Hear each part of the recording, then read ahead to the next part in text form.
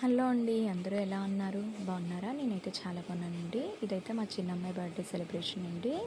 ఈ వీడియోలో ఎలా చేస్తామో చూపిస్తాను. వీడియోలోకి వచ్చేయండి. నేనైతే ఎవ్రీ ఇయర్ అనేది ఒక్కొక్క స్పెషల్గా చేస్తూ ఉంటానండి. మా చిన్నమ్మాయి బర్త్డే అయితే అందులోని మరీ స్పెషల్గా ఫ్యామిలీ మెంబర్స్ తోటి ఎక్కువగా ఇంపార్టెంట్ ఇచ్చి చేస్తూ ఉంటాను. ఎందుకంటే తను హాస్టల్లో ఉండి చదువుకుంటుంది కాబట్టి ఇంకా తన ఎడ్యుకేషన్ అయితే కంప్లీట్ అవ్వలేదు.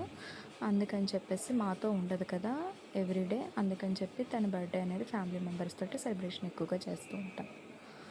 ఇలా అయితే నేను ఎవ్రీ ఇయర్ అయితే మాత్రం ఏ అకేషన్ అయినా ఫ్యామిలీ గ్యాదరింగ్కి అయితే ఇంపార్టెంట్ అనేది ఇస్తానండి. ఫ్యామిలీయే కదా ఫస్ట్, తర్వాత వేరే ఏదైనా అకేషన్ అనేది ఏదైనా కూడా మేము ఫ్యామిలీకి ఎక్కువ ఇంపార్టెంట్, మోస్ట్ ఇంపార్టెంట్ ఇచ్చి గ్యాదరింగ్కే ఎక్కువ ఇంపార్టెంట్ అనేది ఇస్తాను. ఇలా అయితే వాళ్ళందరి కోసం అనేది నేనైతే ఫుడ్ అనేది ప్రిపేర్ చేస్తానండి ఎవ్రీ ఇయర్. బర్త్డే సెలబ్రేషన్ అంతా అయిపోయాక పిల్లలందరూ వెళ్ళిపోయారు భోజనం చేసి. లాస్ట్లో మేమైతే అందరం కూర్చొని భోజనం చేసామండి. మా అమ్మాయికి అయితే మాత్రం ఎక్కువగా ఫ్యామిలీతోటి ఉండడానికి ఎక్కువ ఇంపార్టెంట్ ఇస్తూ ఉంటారు.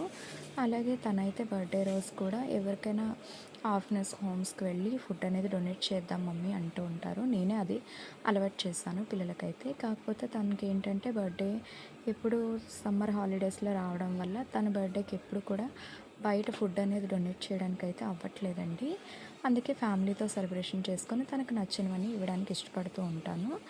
లాస్ట్ టైం అయితే కొన్ని గిఫ్ట్స్ అయితే ఇచ్చాను. ఈ ఇయర్ అయితే మాత్రం ఫుడ్ అనేది తనకి కొంచెం ఇష్టమైన వాటిని మాత్రం ఇవ్వాలని ఈ ఇయర్ అంతా తన ఈ బర్త్డేలో అయితే మాత్రం ఫుడ్కి సంబంధించినవి మాత్రమే ఇచ్చాను.